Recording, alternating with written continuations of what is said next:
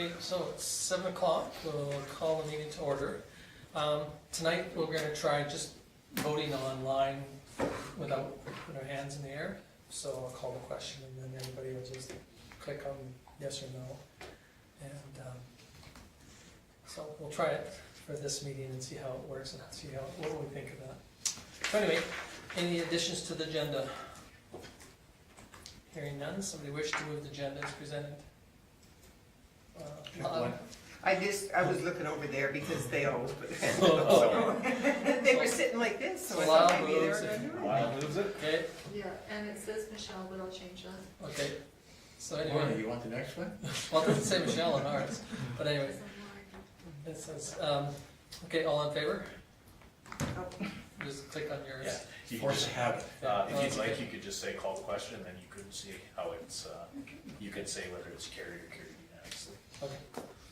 Okay, so now we'll move on to the minutes of February 25th. Any questions? Any errors, omissions? I'll send them. Okay, Georgie moves us. All in favor? Call the question. We'll call the question, yeah. This is gonna be strange, we're gonna have to work through this one. Yeah, it's gonna take some. Yeah, it's that force of habit. It is. Yeah. So we'll call the question? Now. Oh. Okay, so it's carried unanimously. Okay, moving on to the correspondence. Okay, so we have 2 items there. The letter from the the municipal MSI's funding. Any questions or comments on that one? A letter from, So now that the cities have theirs, do you think there's hope that the rural will get? I don't know, because the funding, whether it'll change much or not, but there has been a bit of a discussion that the cities were gonna get more. Yeah, the RMA and the AUMA have been working and lobbying very hard to make sure that the rural portions of the MSI stay as close as they can. Now, whether they can do that in the budget, that's gonna be a question for the province for sure. Okay, any question on that one? Okay, moving on to the Culture Tourism 2022 Alberta Summer and Winter Games. Just wanting to know whether we're interested in applying. Well, we have 3,000 athletes coming. Yeah, We have trouble. well, it makes that communities under less than 10,000 people should be encouraged to participate with their neighbors. So, But it would be kind of a neat thing to be able to host, but I'm sure that after Red Deer doing their job for doing the hosting of the Winter Games, they've done such a great job, I don't know whether anybody will be able to hold up to their candle. Okay, any questions on either one of those correspondence? If not, somebody wish to file them? Okay, Laura? Call the question?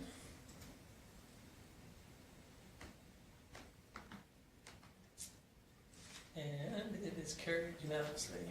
Okay, moving on to 5.1.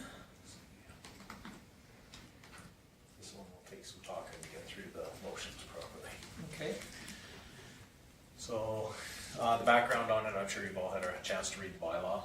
This is because of the changes to the MGA for subdivision appeal boards. There's only allowed to be one elected official on a subdivision appeal board. Currently, Lorna is our elected official.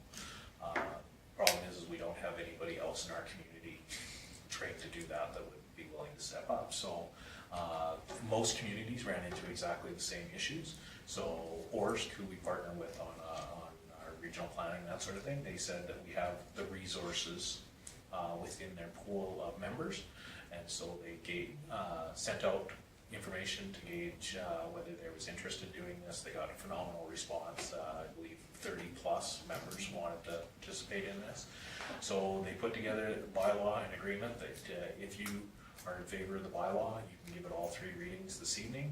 And of course, you've seen that the next item on the agenda would be to enter into an agreement to actually do this. So this is one way of making sure that we meet the April deadline for the changes to the MGA, and it's a really good solution. It actually brings a pretty good pool of resources back to the town. So unless there's any other questions, it's a fairly long bylaw, but fairly straightforward. Okay, so the bylaw was attached to that. And there's an area for the 3 readings. Should really be 4, because we need to Yes. introduce. So if you go back to the recommendation, I didn't put it in there. I actually did it as resolutions in there, so Karen can send out the motions. The procedure for doing all 3 readings in one meeting is you do first reading, second reading, and then you have to introduce. Somebody has to make a motion to introduce it for its 3rd reading, and it has to be unanimously passed to do the 3rd reading. So then somebody motions for the 3rd reading.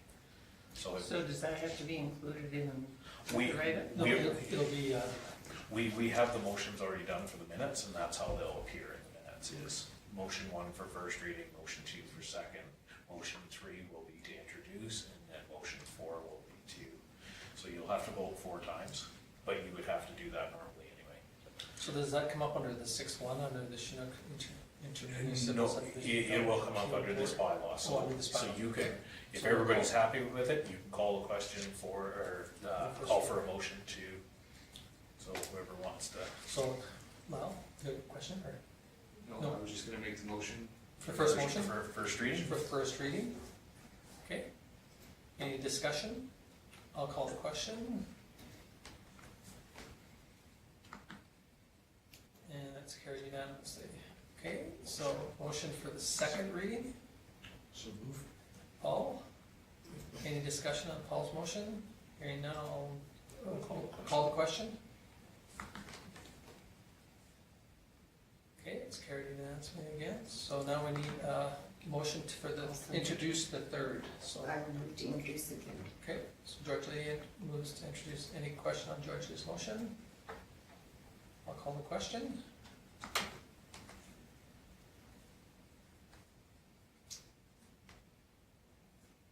And it is carried unanimously. Okay, so now the 3rd. Laura. Okay, any question on Laura's motion? I'll call the question.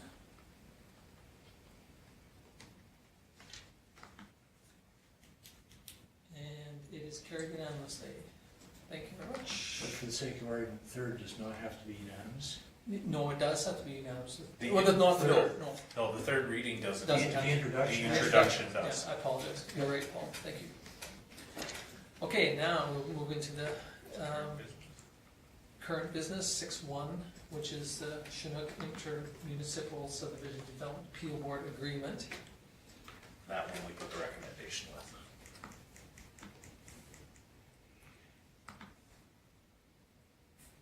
For future reference, we can, for the bylaw, put the recommendation for the readings so that you can see them up front.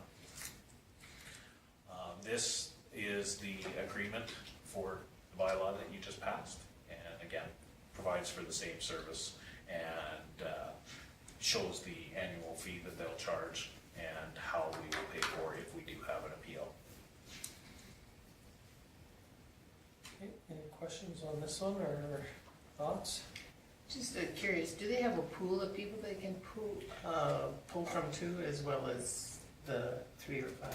Yeah, that's exactly what they're doing, is they're gonna be able to pool the entire group, and their plan is to hopefully only have a board of, a pool of about 20 people that they will pull from, so. They're hoping that by doing that, they'll have some pretty highly skilled people available for every appeal, so.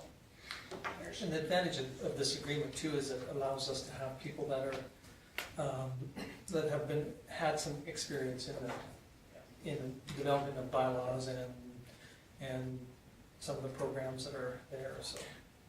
One of the conversations that's been brought forward is members of the community that have formerly been counselors former MPC members, people that have been involved in the development, and even as far as municipal employees. So Nancy, who's been working within our land use bylaw for 10 years, she could take the training and put her name into the pool and be a fairly skilled person to sit on a board for. She couldn't obviously sit on an appeal for us, but she could sit on an appeal for Arrowwood, Carmody, Champion, and similar communities. And it doesn't take her as long, or someone like her, as long to get up to speed with a land use bylaw or those sort of things. So they really thought that pool would be, help refine the process a lot. How often have we locally run into situations like this? Like, would this be something that's happened with the county and their? Yeah, Mr. Lee. Yeah, you'll never have to go to a meeting, That- George Lee. That's what we said to George Lee, and then last year it Spent was 6 months in meetings. Yeah. quite, last year was quite a strong one with the county. I Yes. don't think we've had one since back,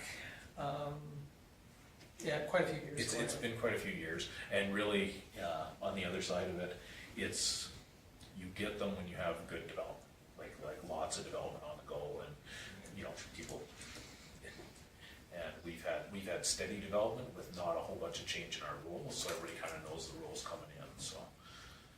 And I think sometimes too, you'll get developers that try to potentially, push the envelope, make sure that they get exactly what they would like, and so then there's a little bit of pushback too, so. We have a development agreement potentially coming up where, if they didn't like the decision made for the development agreement, they could appeal it. So, there's always the chance of that, but it's really based on development. We haven't had a whole bunch of change recently. So, looking back and when you had all those, if they had the setup that they were requiring right now, would that have worked better, possibly? Because you wouldn't necessarily have someone right from your community sitting on it. yeah. I was just wondering, would that help those things or not? Your clerks in that provide the same information, and it's the point of having a separate board is to have a step back from your current MPC in that and a fresh set of eyes. So theoretically, if everything's set up properly, it shouldn't matter where you pull that fresh set of eyes from to get a unbiased decision on that. So. But yet on the other hand, they're not as fresh as a set of eyes as pulling somebody off the street. Somebody from the community. These people that potentially are going to sit on it, hopefully will have, a few years of experience Yes, in the other side of it, not so much in the appeal side, but have seen an appeal, have heard of an appeal, so you don't get, I'm not trying to pick on George Lee, but I mean, as an example, kind of thrown into this, water right away, and they might have had a little bit more of experience of at least seeing an appeal before they hear an appeal. Well, after 10 of them, we caught on. Okay, Georgia Lee might be a great candidate for this new board pool of people. You'll never have to go to a meeting. You'll never have to go to a meeting. Oops. Your name only. Take a chorus and Yeah. that's it. Our bylaws say we need to put a name here. Do you want that to be your name? And it won't be a problem. So anyway, there is a recommendation there that we enter into this agreement with Old Man River Services Commission, participate in Chinook. I'll move that. Okay, so Paul moves this motion. Any questions for Paul, or any question on this motion? Okay, I call the question.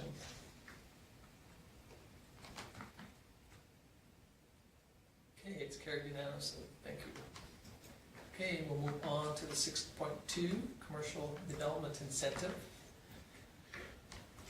So the purpose of this is the application's been received, and so that council can have a look at it. As you know, we bring the forgiveness list after the mill rate has been passed every year, and you can only forgive that year's taxes. So the idea of entering into agreements and that, you're accepting this application, that would be long-term, but basically just giving council, or my administration direction to add it to the list, because you guys have to decide every year who is on that list, so.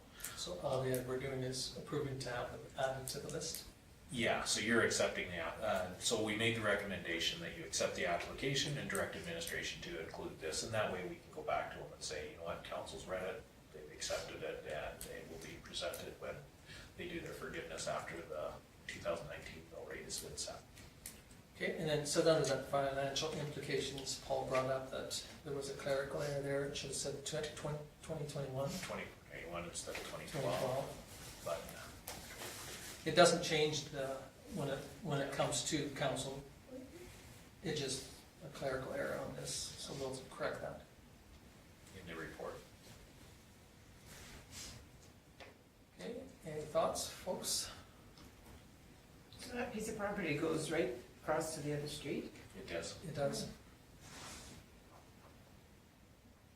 Potential for a subdivision. Well, there you And go. an appeal. Yeah, And I don't have to sweat it anymore. well, hopefully it will be appealed anyway. No, there's potential for, a lot of potential for that area. Okay, somebody wish to make that recommendation? Lorna? Any question on Lorna's motion? I'll call the question. And it's carried unanimously. Okay, moving on to 6. This one. Yeah, you did the wrong one as well. Okay, moving on to 6.3. Capital purchase of the trailer. I've got next to that.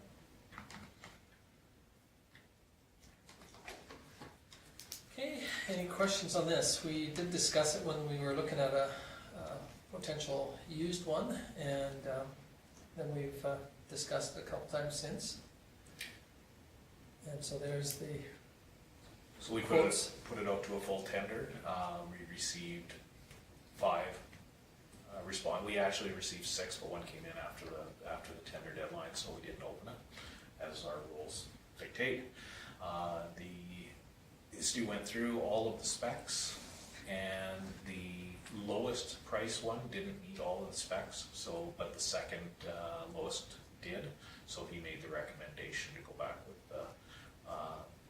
with the second lowest that meets or exceeds the specifications. Do we get to claim, Sorry, go ahead.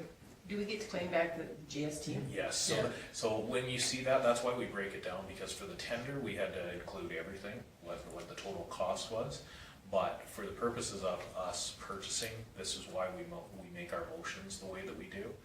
That you approve the purchase of the equipment at the tender price of $113, because that's what it states on the tender is the purchasing price.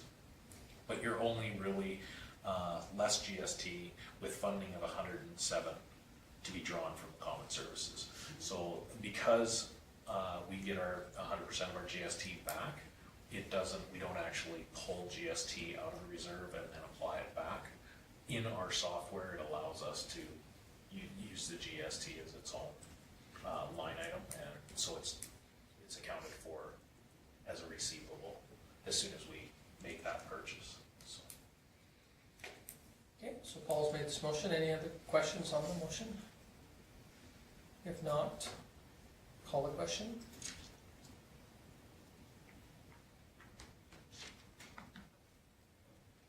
And this will make their job so much easier. Yes, they would have Definitely, used it. this last week would have, well, and it's continuing, they thought to today, so. Okay, thank you. Moving on to 6.4, which is the SouthGrow Economic Summit and Quarterly Meeting. I received confirmation from Councillor Armstrong that she would like to attend this. She is the SouthGrow committee member, so doesn't need to have council permission to do expenses for going to the meeting itself, but because it's a full day conference, if you want to reimburse her for that. And again, it's very good information, so if any other councillors want to go, it's I very would like good. to go to that. It's for your consideration, so that's why we put the recommendations the way we did, but you could make either or for motions after council discussion. Okay, I'll make the or one. This is or. I can read it out loud if you'd like. Okay. That council approved the attendance of any councillor wishing to attend the SouthGrow Economic Summit and quarterly meeting with remuneration as per policy A12, and direct administration to register those wishing to attend for the summit. Okay, any questions on George Lee's motion? Hearing none, I'll call question.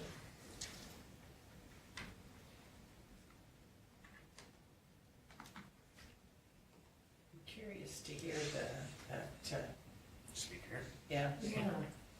the protein guy, yeah. yeah. According to this, we're missing one person. Oh, Did I undo mine? no, according to mine, we're missing No, Lyle. not Lyle yet. It says it's processing. Oh, is, Oh. oh, You're quite far from Karen, so that's probably why. And the furthest one away gets to be the last to vote. oh, it doesn't even say that he's voted yet, but it's still processing? Yeah. it's-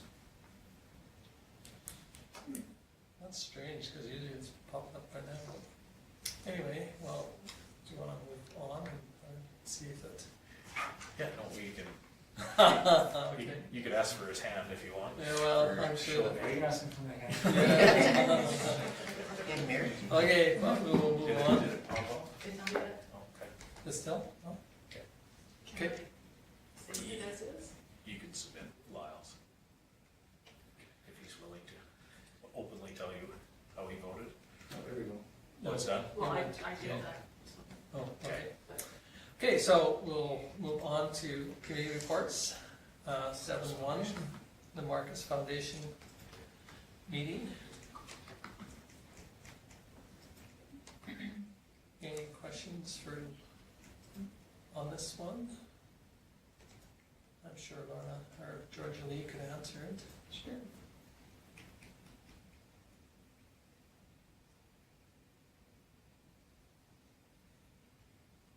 Okay, hearing none, we'll move on to the 7-2 Ag Expo Committee.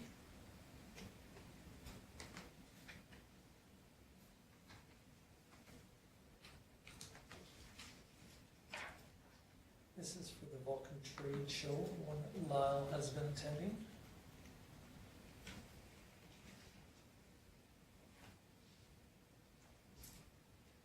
Okay, hearing none, does somebody wish to file these two reports? Laura? Okay, any question on Laura's motion? Hearing none, I'll call question. See, that has a rhyme to it. Well, there, it's carried unanimously. Okay, moving on to verbal reports. Mr. Taylor. I went to the pool party on Saturday, and that's getting the town business anytime. Okay.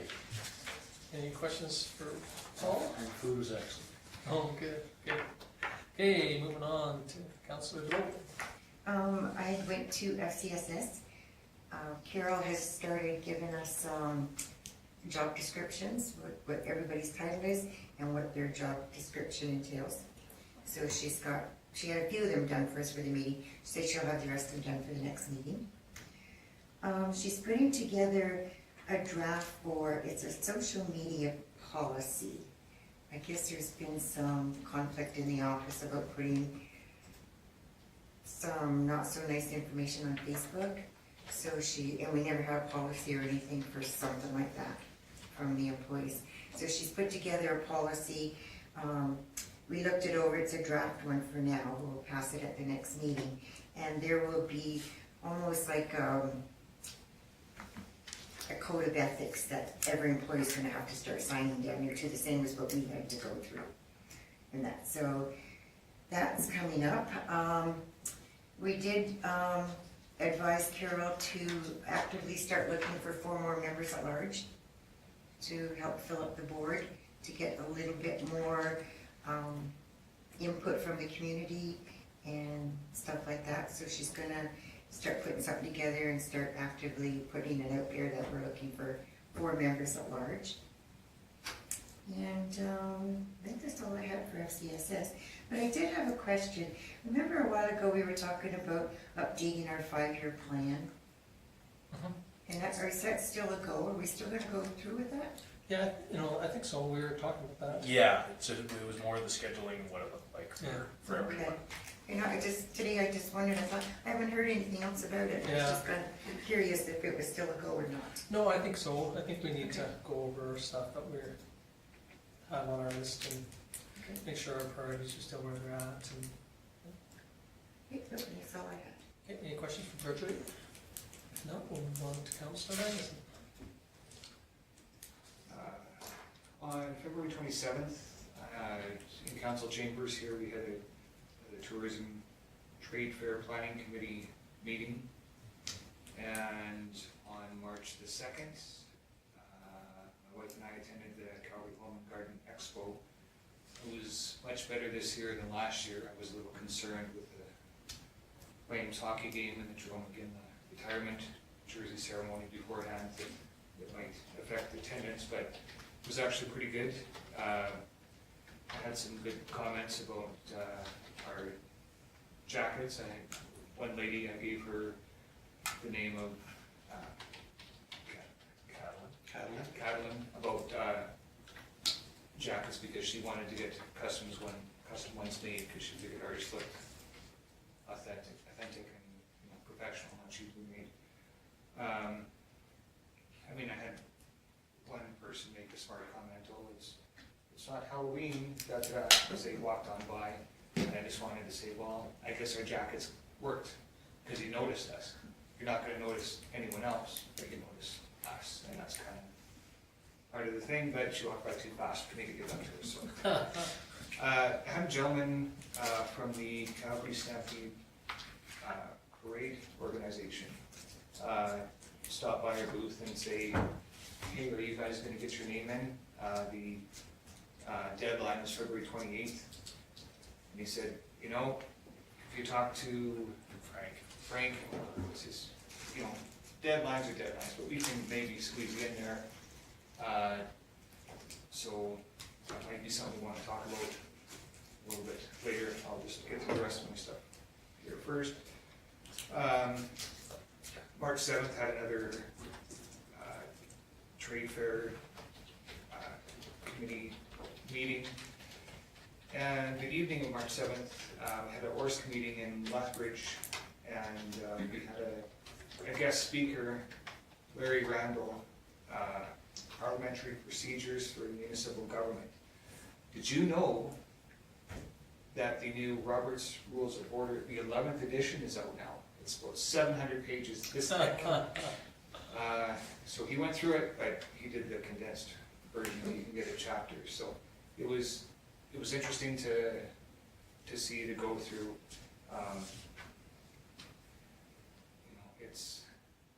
I've been through that with different organizations, and everybody's got a little spin they put on things, but it was neat.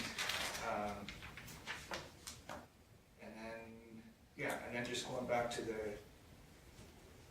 parade float. I guess my question would be, how's the float coming along? Is it something we can do this year, or is it, what's the status of that? Well, I can kind of semi-answer the question to a degree, but Kim and I and a couple of us discussed what we should do, and we felt that maybe, again, and this is just our feelings, it's up to you folks, but that maybe Calgary Parade is one that we should skip again this year. Send them a letter, this is my opinion, is we send them a nice letter saying that, float, we'll be ready for it, but we'd like to try it into some of the smaller parades to make sure that everything works, because Georgia Lee, Paul, Lorna, I think you're in Calgary Parade, were you? Okay, you weren't, but these two were.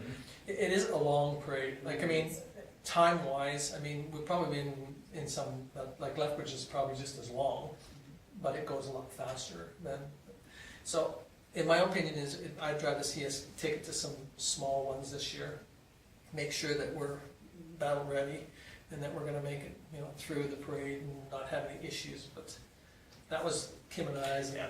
In talking to Public Works, and there's been some pretty big structural changes to the float, and that was kind of the conversation that the Calgary Stampede is kind of it's in the middle of the year, but still fairly early for getting kinks out of that. That's why the first year that they did the first changes, the only parade that council committed to was spot days, was to make sure that it would do what it's supposed to do. So everybody is confident that it will be ready and good to go, but as we know, there's always kinks with things, and it's so much nicer to figure out your kinks in someplace like Nanton as opposed to the Calgary Stampede. So we have been invited to well, of course, Spark Days for sure. Banff is July 1st. We've been invited to Banff, which I got an invitation. I meant to bring it tonight for the Nanton, which is in August. We have also I've heard that Lethbridge wants us to come back. Turner Valley always asks us to come over. We could catch the Little Britches Rodeo if we so desire, because they're always interested in floats. So I mean, we could pick up if we're interested in, now again, it's up to you folks too, but I just thought maybe we should try some of the smaller ones first to make sure that we're, again, everything's ready. But So, The only concern I would have is that Calgary doesn't forget about us. oh no, so one of the things that I talked to Lyle about after we had a brief discussion about this to bring it up during, that's exactly what this portion of the council meeting is for, is to ask those, is we can send a letter to the Calgary Stampede based on it. If council wants to make another decision of what you would like to do, if you want to go ahead and get it ready for the Stampede, that's your decision to make. But if not, we can as simply as some letter from administration, council discussed it at a meeting, and we want to make sure that it's perfect when we come, and we plan on attending in 2020. You know, we can easily send a letter to the organization committee and let us know. We're really, really fortunate that they remember us and ask us to come, because someday they may not do that. So and I appreciate you, bringing it forward too, because, we have talked a little bit about it, not officially, but I don't know, what do you folks think? I mean, it's just that, like even going to the Banff one is probably a farther distance, and I mean, it's farther than Calgary or Lethbridge or whatever. it's a better test of moving. But it's another test of, droning down the road again. To just take it over to Nanton and only travel 70 kilometers an hour isn't such a, far stretch, but, when we're gonna go a little farther, and we can even do other ones, like, Arrowwood has theirs at the end of June. So, we could do Spock Days in first part of June, Arrowwood's in the end of June, and then we know that it's all been drawn down the road and checked out, but again, it's up to you guys. If we did Banff, there's definitely a photo op with this spaceship in the middle of the mountains. Yeah. Again, Banff, it right at the moment, it's inside Gary's shop now. He's putting the ship onto the frame, and then he's going to do the lower front over top of the hitch.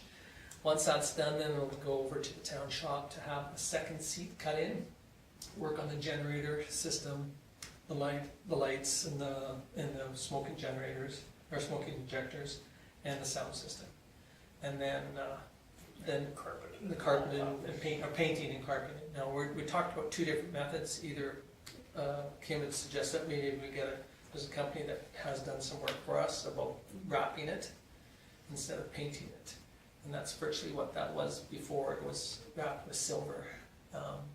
And so that was one of the discussions that we had.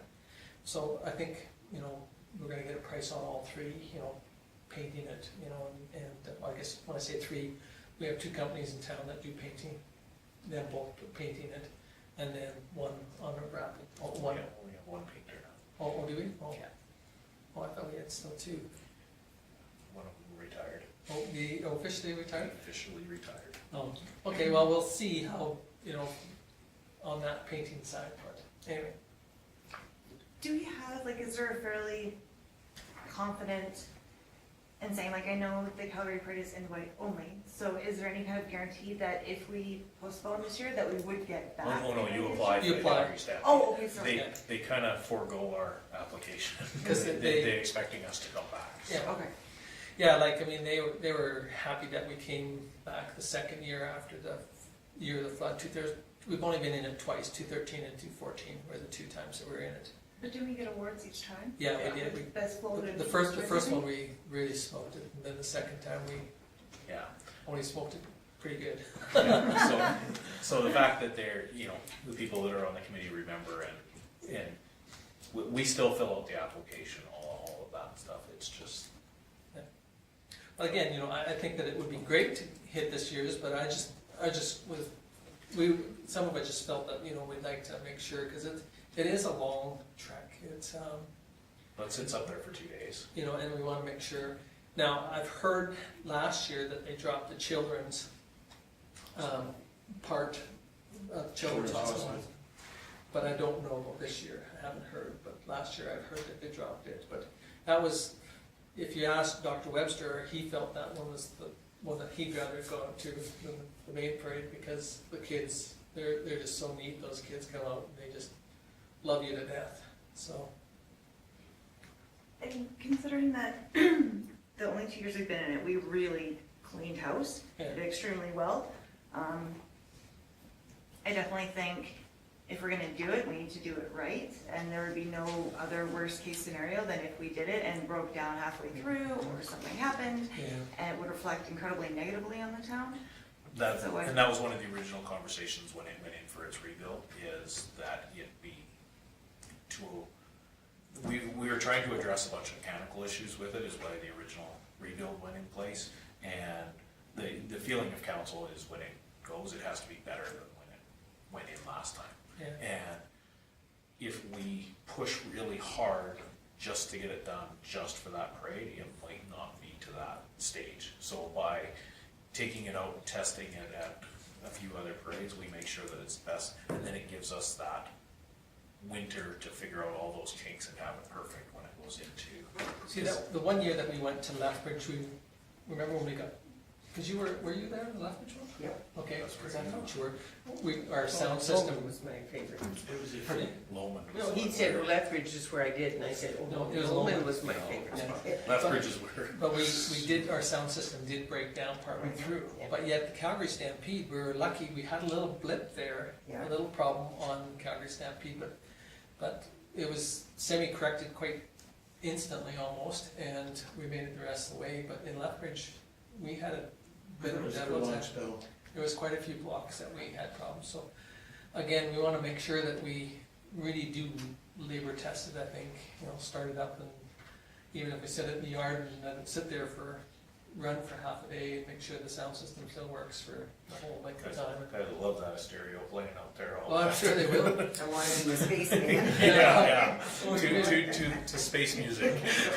Anyway, that's my opinion, I don't, you Take know, it out to the old airport. it's up to you folks, too, I mean, it's, If you'd like to bring it for a motion to do something, but if not, if it's just a simple letter to, well, we can do that without a motion, but, because we've been actively trying to keep involved and make sure that we do have that spot when. Well, I think we either have to do it right or don't do it. I agree with that. When was the last time you saw a spaceship being towed by a tow truck? Yeah.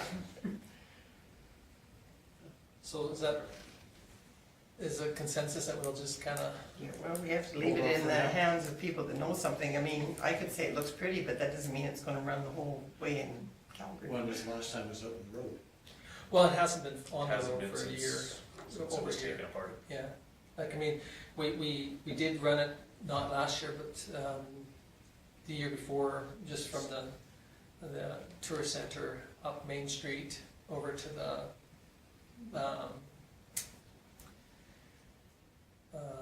what's it called? Solar panels, and then around, and we didn't make it to even Main Street before the sound system quit on, because we had some problems, and Ended up melting the linkage to the exhaust manifold through that. so, I mean, so we wanna, again, I think, take it down the road, shake it up a little bit too, and still make it through.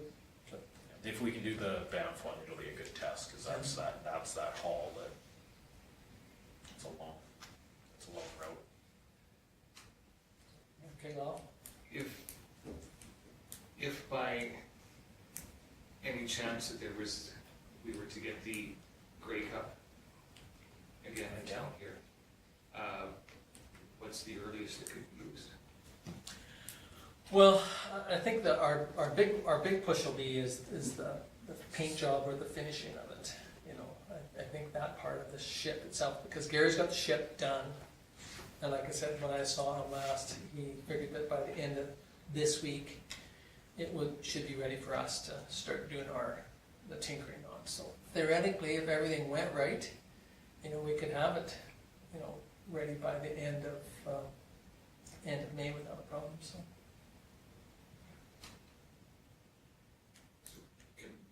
Do we need a motion? I would say that we have, ask him. Yeah, if it's a letter, we'll just take care of that. We don't need to put a formal motion forward. Okay. Unless you want an action item on the list, but. All right, so we will, thank you very much for bringing that. Thank you for visiting with them on that too, so. Anything else for Lyle? Okay, we'll move on to Councillor Thomas. I had no meetings this last 2 weeks, but I was at the Home and Garden Show, and I had a gentleman come and discuss his Star Trek collection with me. I went and had a look at it, and it was not what I was expecting. So I did not purchase the collection. Okay. Which day did you do? Sunday, You did Sunday yeah, afternoon? 10 to 2. Or, okay. Yeah. What one did you do, Lyle? Sorry. Saturday evening. Saturday, okay. Okay. Any questions for Laura? Okay, Councillor Ruddy. I was at the Home and Garden Show on Sunday with Laura.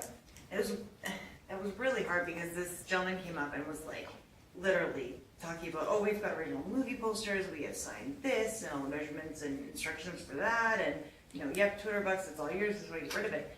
Which, you know, if it was as presented, it would have been a really great addition to the Tourist and Rec Center, but fortunately not. Otherwise, I had a Victim Services meeting, which a lot of it's still going through policy and procedure and reviewing and all that kind of stuff, part of our getting back and going again. And then also kind of the new program manager ordered the first merchandise that I think they've ordered in, you know, forever for the volunteers that actually have, you know, some indication if the volunteers go on a call or something like that, there's some kind of identifiable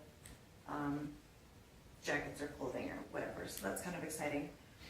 Also the Chamber of Commerce, and it was approved and put through that it works out really, really well, that Sarah Noyes is the new Community Futures manager, as well as the current president of the Okotoks Chamber of Commerce. So we're hopefully going to be partnering a lot with them in terms of, you know, borrowing their wisdom and knowledge and to kind of help us get stuff going. And on both sides. And then as well as partnering with them in terms of getting lunch and learns starting to be going and, you know, things available in terms of social media for the small businesses and, you know, topics that are really, really needed right now.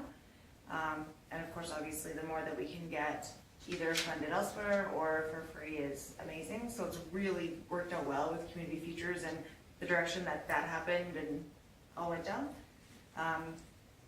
And then, yeah, it was with the Home and Garden Show we did Sunday, and it was, I think we had really good attention. Yeah, the amount of people that came by and had stories about, you know, that one time they went to Vulcan or, you know, whenever they go to like McGregor or whatever. So that was really encouraging to hear so much positive feedback about the community. Okay, any questions for Michelle? Okay, Councillor Armstrong. Okay, this time I actually had something. The Marquis Foundation, we're working on bylaws before our regular meeting for a couple of hours, and I'm not sure how long that'll take, but it has to be done. The business case for the seniors housing, the viability and feasibility study is moving along. I won't say quickly, but it's moving along. We had our audit at the last meeting, so that took up quite a bit of time. The fellow from Mountain and I think Associates out of Lethbridge really does an excellent job. Probably he's way up here and we're down here. He doesn't know that we don't know all the things he's talking about, but that's good. He was very good. And we did look into the MOU for the Elder Abuse Coalition response. I went to the Calgary Home and Garden Show on Friday, and we did have a lot of comments. I'd be surprised how many people were born in Vulcan, lived in Vulcan, have relatives in Vulcan. Like, I swear, every second person had some connection to Vulcan, so that was really good. Most of the time I gave them to Sue because she knew some of the names from way back and I didn't. Did have a lot of comments about our jackets also. And one fellow who must have heard some of the comments on the radio or whatever did say, your jackets are more than well worth the money spent. That's all he said, and he kept going. And the Vulcan County Health and Wellness didn't have their meeting in February. They will have one on the 27th. But we did go to Carmen Gay for an information session about the expansion, what all is happening, and it was well received. There were, I'm gonna guess, about 20 people out there. It was a really good turnout. And Glenn Hutton did the presentation and Brenda helped him, and there were about 6 or 8 board members there, so that was great. Went to the Lions fundraiser pool party, but I did not win anything. I had a really good time, so that's mainly. And back to the Home and Garden Show. I would like this discussion brought up when we do our budget again, if we're deciding if we should, put in to do it again next year, whatnot. I'd like a discussion around whether this should be, a mileage should be paid or a gas voucher or something, making it more equitable for everyone to attend since it's out of the county. And that's just something you can think in your mind, and we'll discuss it then. We can add it to the agenda. Sure, that'd be for great. discussion, have Nancy do a report, follow-up of the, we can do it for the next meeting, do a follow-up from the feedback from Home and Garden Show, Okay. and then open it for an entire discussion before we put it in budget. Okay, I just had some thoughts on that, and I had heard some other things too. So, Vulcan, or the Health and Wellness Foundation, are moving their meeting to 7 o'clock instead of the 11:30 in the morning on the 27th. They're going to try one and kind of see if everyone is able to attend or we get a better turnout. Although I've been quite impressed with how many people do turn out. I think there are a few people that work, and it makes it very, very difficult for them to get there from 11:30, and they tend to go on quite long. So, if you are working, you can't just do a lunch hour and be back. So I think probably going to the evening might be the way we're going to go with that. And that's it. Any questions for Lorna? Just an observation on your February one, weather certainly didn't help either. Sorry The weather didn't help either, for. getting people to a meeting. Oh, no. Very bit cool. Okay, anything else? Okay, if not, I will go into mine. I went to Alberta Care for a day and a half. And then it was over in High River, so that's the reason why I went over to see what it was about. And their major area that they discuss is recycling and then waste disposal. The one area that I really was quite impressed with was the 2013, they had a fellow there from the 2013 flood that looked after I think he was the manager of the landfill. And he said that, really and truly in our plan for our plan for our emergency services events, that we should have the waste authority in there, especially if there's something like this, or like he says, the fire is one issue, but most of your stuff is burnt up in the fire, and so all you do really have is the cement and the odd cars and stuff like that you have to deal with. Whereas a flood, everything that was there, and it was all going to the landfill. And so they landfilled a lot of stuff that potentially could have been recycled. And they learned a lot from the land, how to do it, so.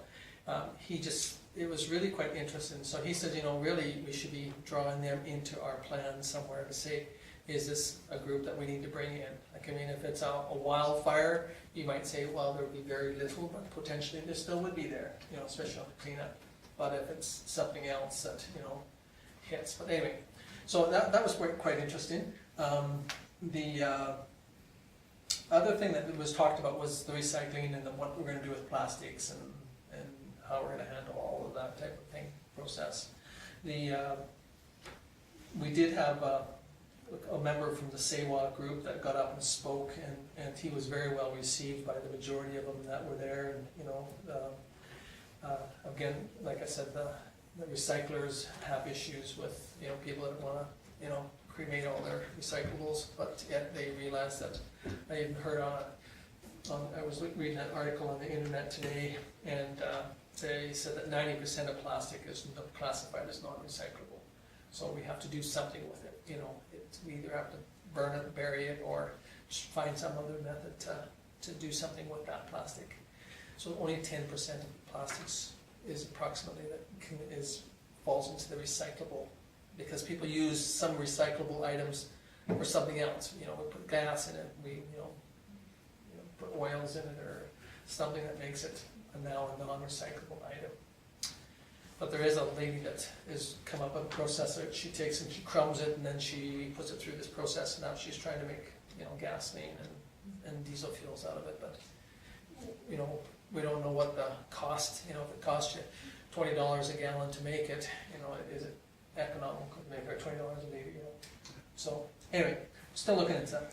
Then I was at Spock Days, and it's rolling along.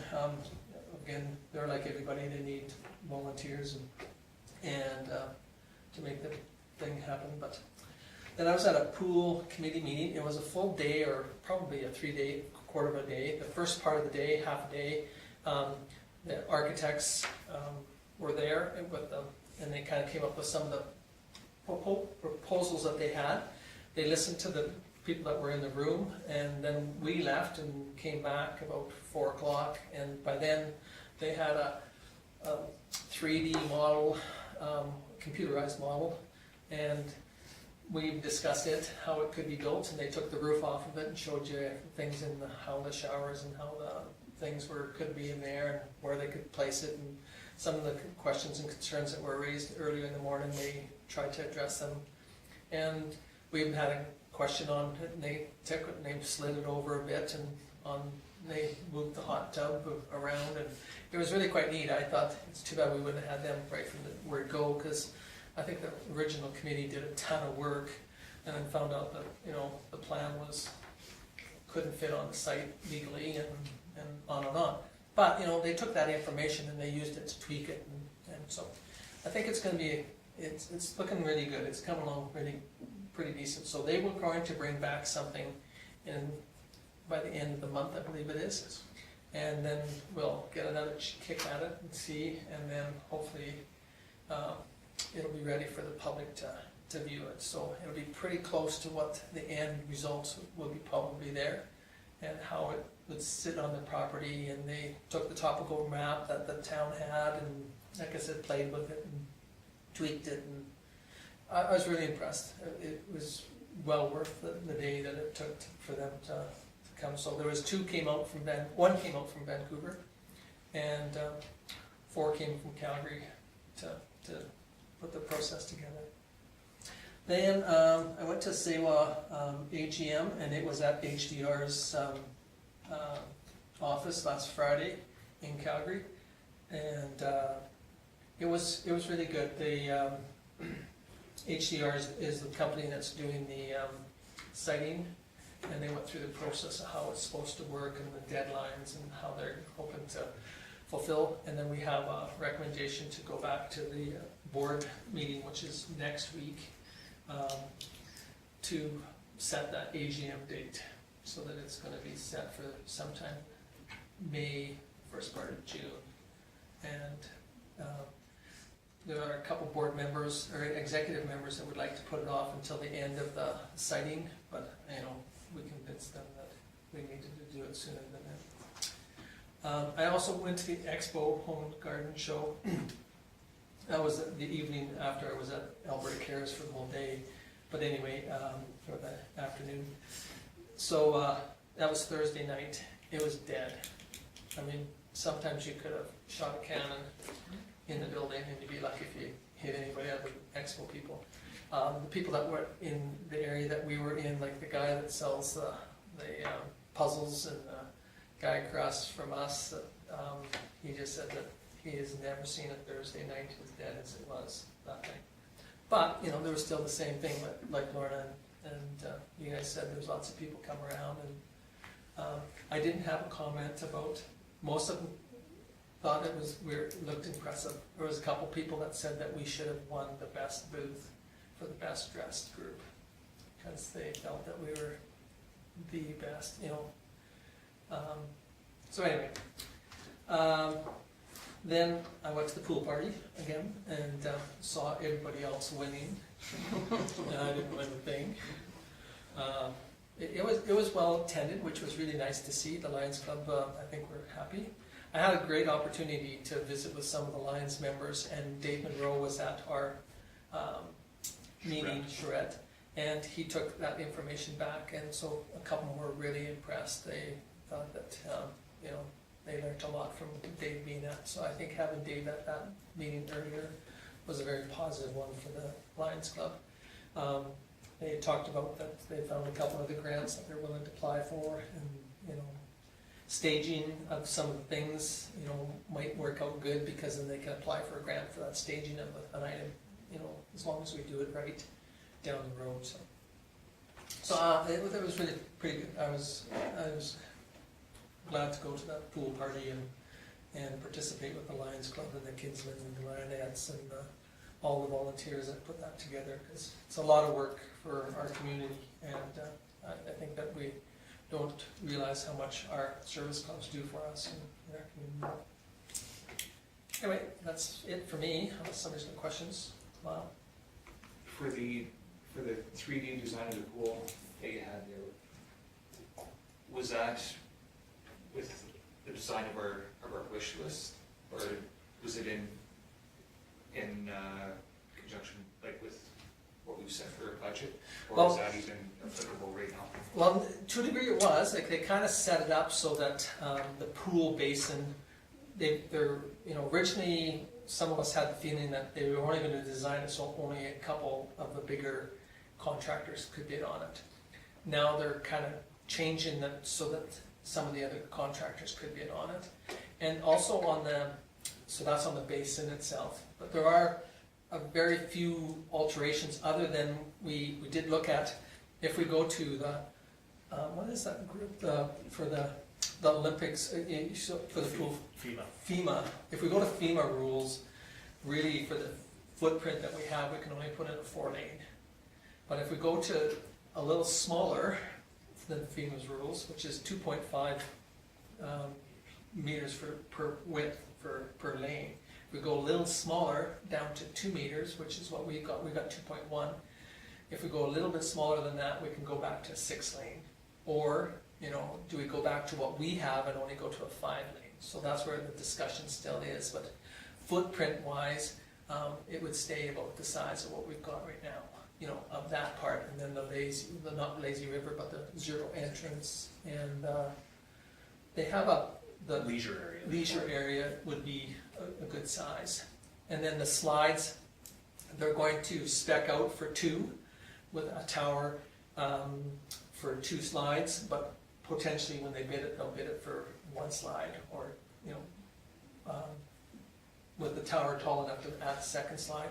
Same with the hot tub, you know, it comes in. Now, there's only, I think he said there's 2 companies that make a commercial grade fiberglass hot tub. Otherwise you have to go concrete and pour in place. So one of the things that they really talked about is, right off the bat, was surface area of the pool. They basically, from a design standpoint, they take a surface area of the pool and they apply it to a dollar figure. So this many square feet costs this much money, depending on depth, those sort of things. So what they did is they used comparable projects to start off the day, so that everybody had a really good idea. And they did it a little bit for us at the meeting before that as well. They said for $4 million, you basically get this amount of surface area.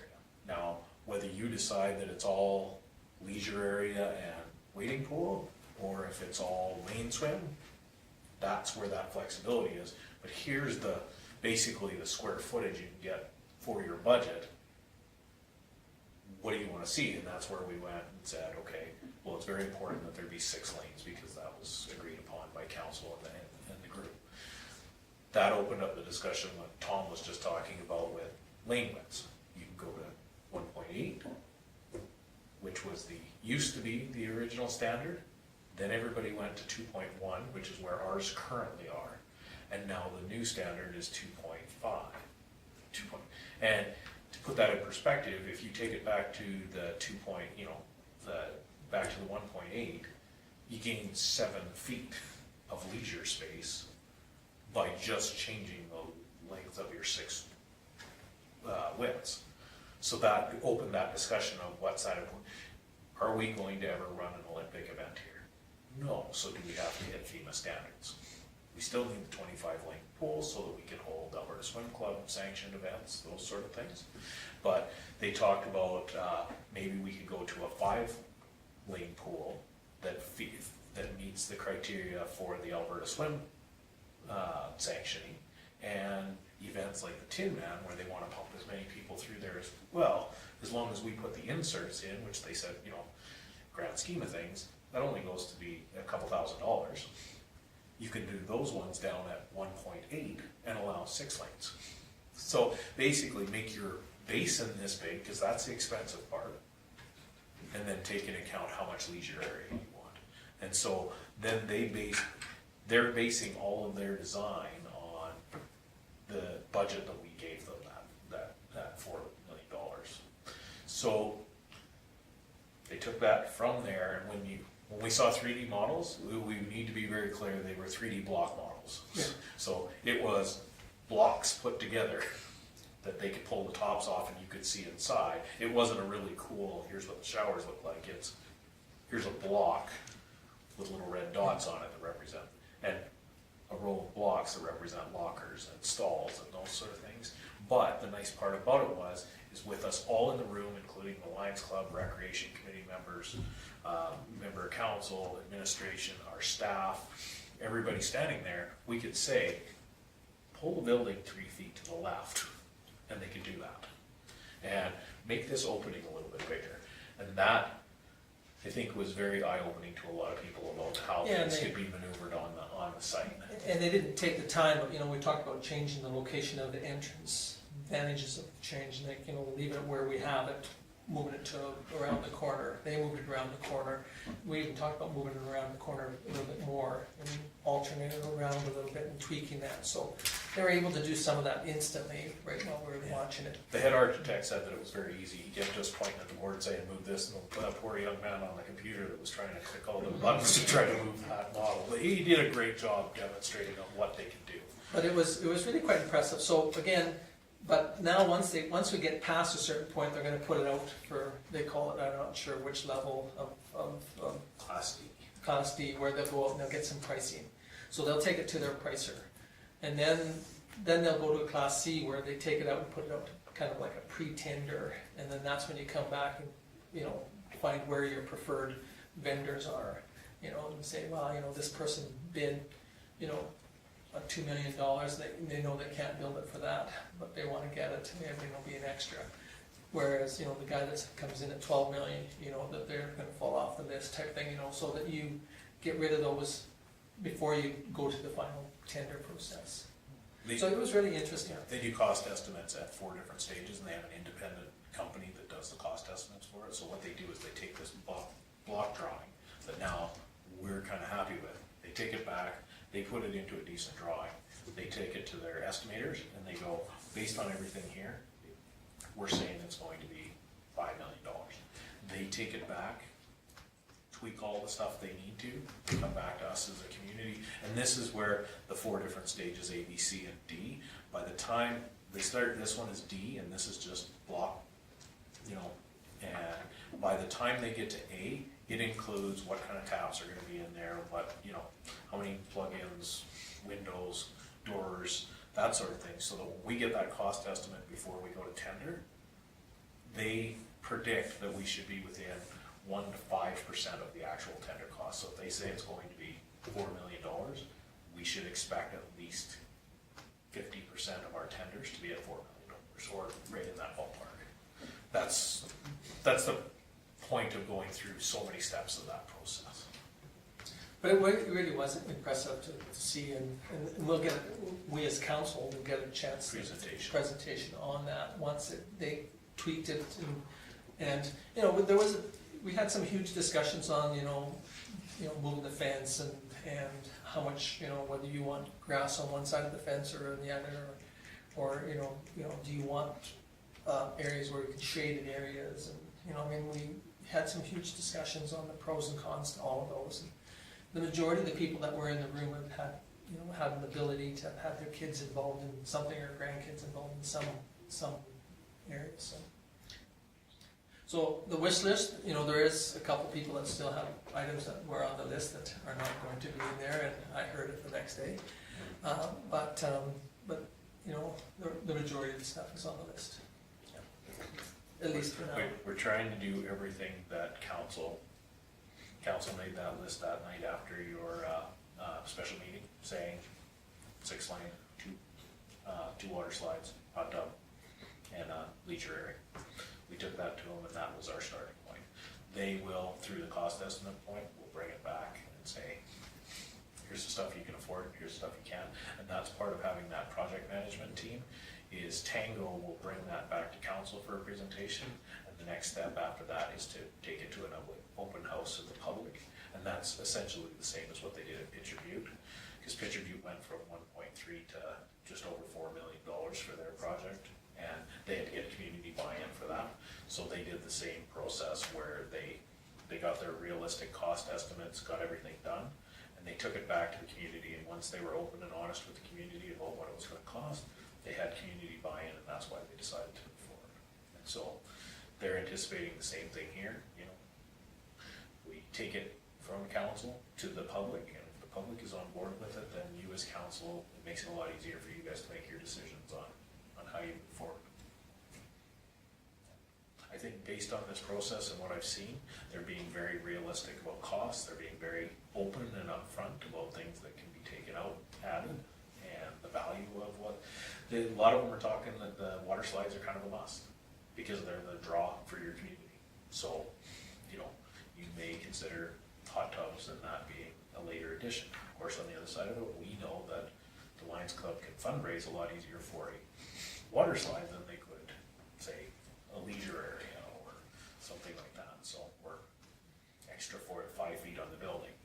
So we need to figure out what that balance looks like and how we're going to do it. And like I said, the big thing for us from this point is to get that really good design, get those cost estimates, and get it out to the public exactly what this thing's going to cost.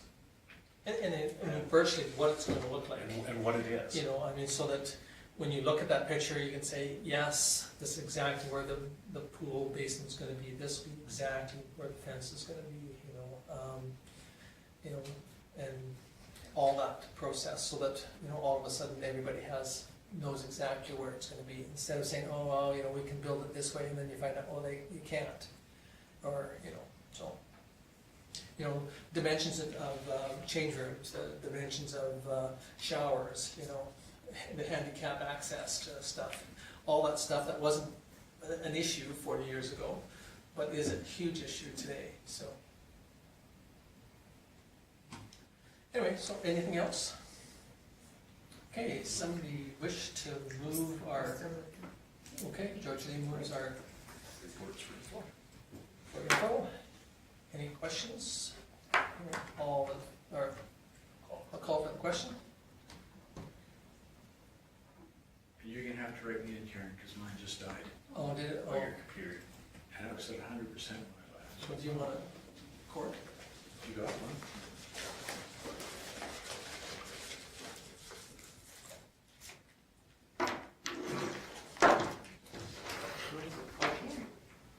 Way down here. You're going for a call. So were you for or against it, Paul? I Okay, so it's carried unanimously. So we'll just wait a second here while Paul gets it plugged in. But yeah, no, it was a neat process. I was really quite impressed with these guys.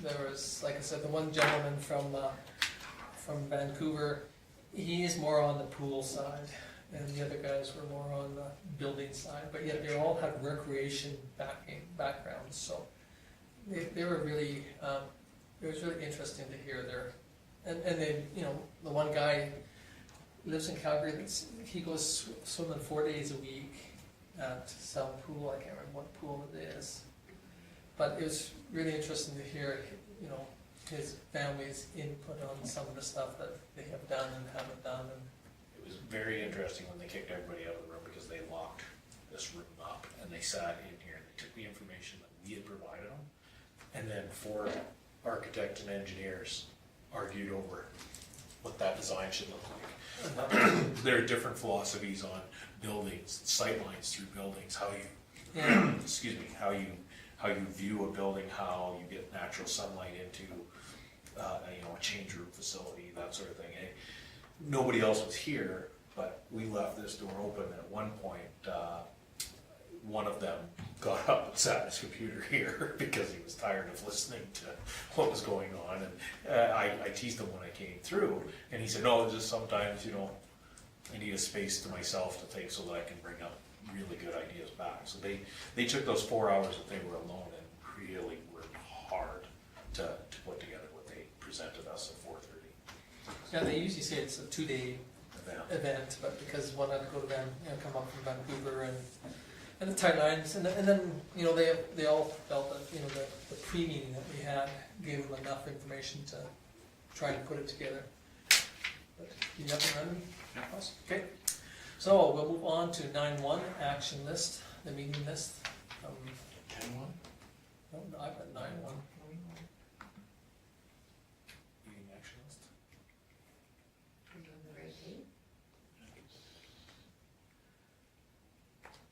Okay, any questions for Kim on any of those? 2.5 pages. Pretty straightforward.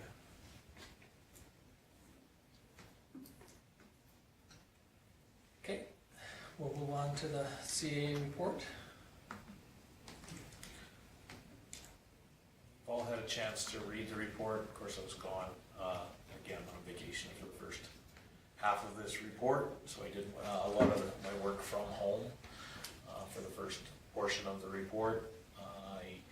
One thing of note that I would like to put in there is the Ag Society has agreed to a meeting, and it's going to take place tomorrow.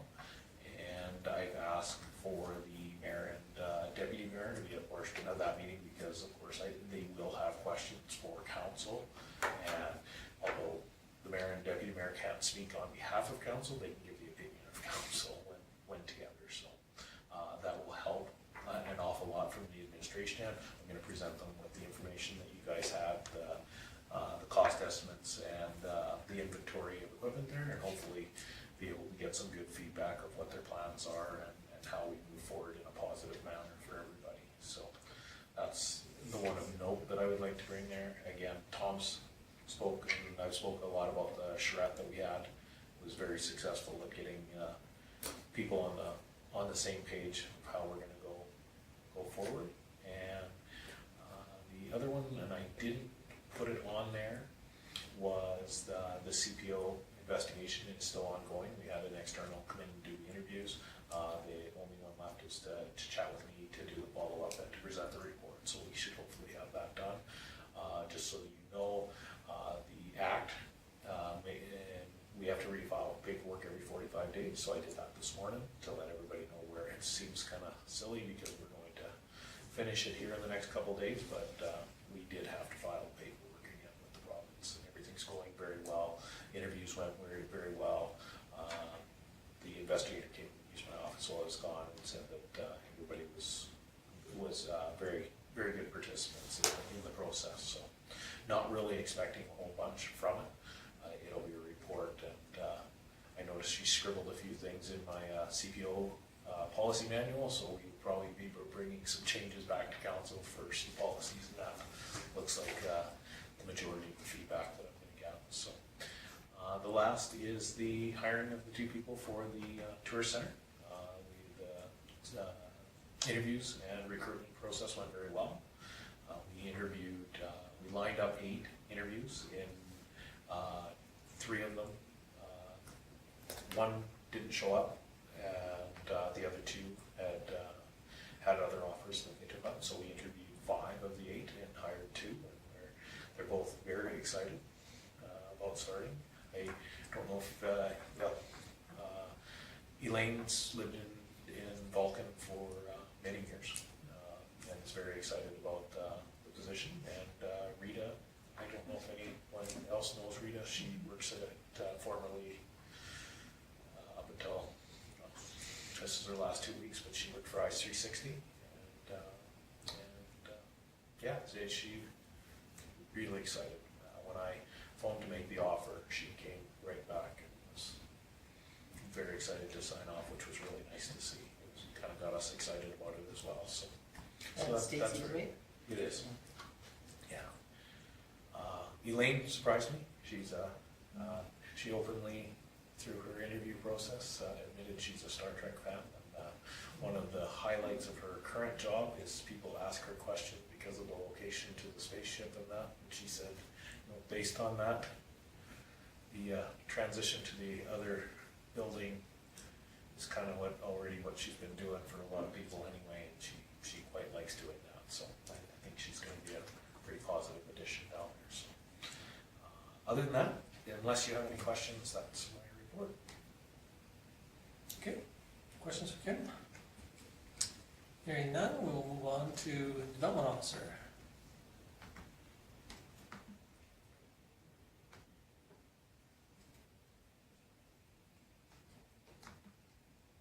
Any questions on any of those?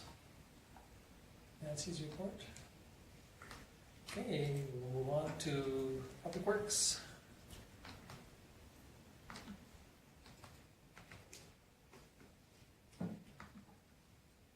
Stu did put in there a couple frozen water lines. We've had quite a few since, and it is ongoing everywhere in the province. And believe it or not, this evening I actually got an email from the Provincial Operations Center for Emergency Management. They're actually sending out information about frozen water lines because, of course, municipalities have a responsibility of providing potable water to the property, and not just to the property, but into the house. So that's why we're in actually thawing them out, that sort of thing. So just reminding us that telling people to buy bottled water is not the answer to that. So you will see some overtime, but we have been out pretty steady, and it's an ongoing thing. We actually had some businesses today that froze up, so. And it'd be nice to have the HydroVac. And yes, yeah, and the solution for that, we've got a pretty good partnership with the county. We've borrowed their boiler and steamer a couple times now.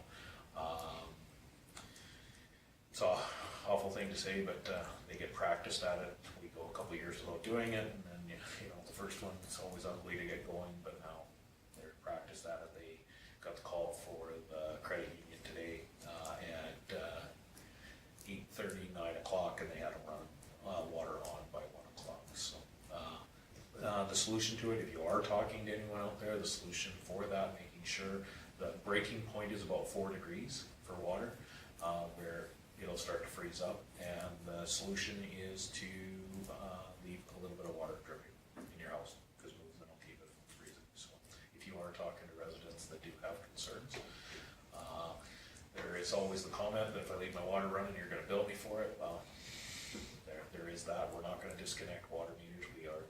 If it's an extreme case, we can look at it, but we also need to know how much water is going through there, because we are being billed by the commission for every, so we do have to account for it. And it does not take much water dripping. No, but it doesn't take much to keep the line unthawed. So we had one that was quite disappointing because we thawed it, and it took them quite a long time, an entire day to unthaw it. So, and it was an overtime Saturday, and while they were thawing another one on Sunday, the person came back and said, well, I shut my taps off and it froze. And so they had to redo it. And that was one that they had dug, so they were pretty upset about it, so. It may spark a conversation of whether everybody in town should be paying for those kind of repairs. So. Okay, any other comments, questions on Stu's? And now Jordy and Jeff get to go to Champion, and Stu and Kent gets to go to Banff. Yeah. I'm sure Jody and Jeff probably really enjoyed it. Jordy's and Jeff was just a first aid course. They're making Kent write an exam down in Banff so he can run a water treatment plant. So I think they. You might be sweating it. Yeah, I remember when Stu wrote his exam, he didn't much think it was a holiday. But yeah, no, Banff is the annual seminar for the water treatment plant guys. And Okay, the only I had is that, do you know if, when Stu's got on his, I see that, you know, in parks, that he's gonna do the roof on the couple roofs. yes. There's those other two up by the park, The or camp kitchen. camp Yeah, I kitchen. don't know if he's got that. He was gonna start on this Yeah. here, mostly because these ones are, and the camp Yeah. kitchen ones are starting to get really. I just good, noticed so. them, that they look like they're getting to the point where I'm not sure how many more years we're gonna get out of them Yeah. before we're gonna have to do them, but. I think that there may be a long-term proposal for the camp kitchen itself Oh. and the bathroom, so. All right, any other questions on Stu's? Okay, we'll move on to the Community Services Manager's Report.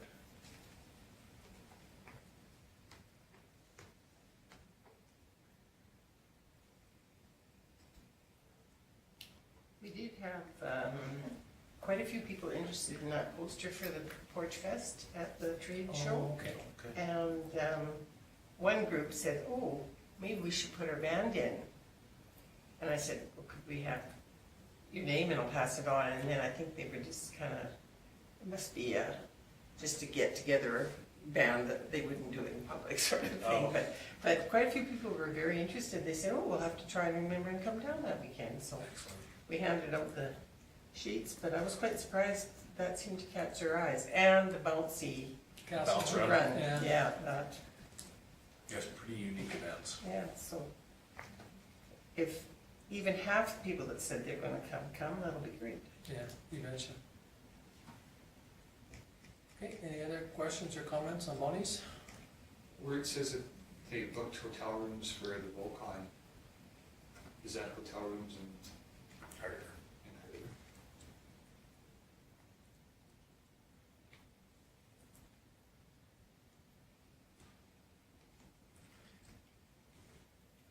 Easiest commute between here and Calgary for getting them on flights, that sort of thing.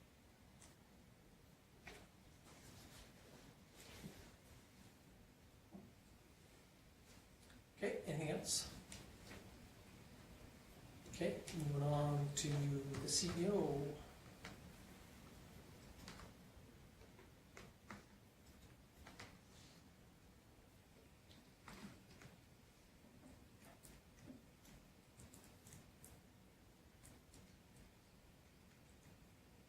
Greg's been spending a good portion of his time doing the bylaw stuff right now. He's been dealing with dog licenses, business licenses, those sort of things that were renewed in January and are now past due.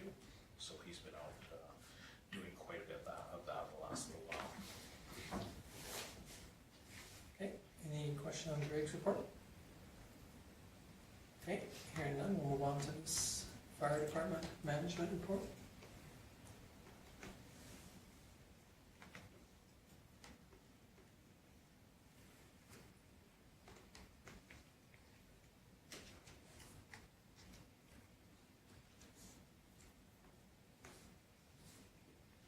Any questions on Peter's report? Move that we receive those reports for information. Okay, Laura moves. Any question on Lauren's motion? Call for the question.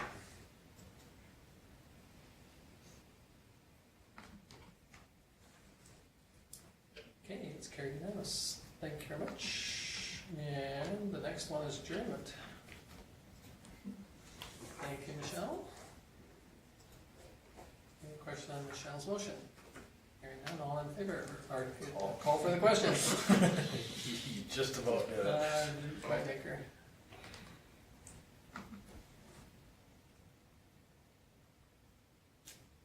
It's quite slick. So we've still got one guy that doesn't, his isn't coming up. I closed it too quick. Did they talk about that? You don't really have to call for a question on Yeah. adjournment, as long as you're, there. I'm not sure if they're, anyway, it's carried.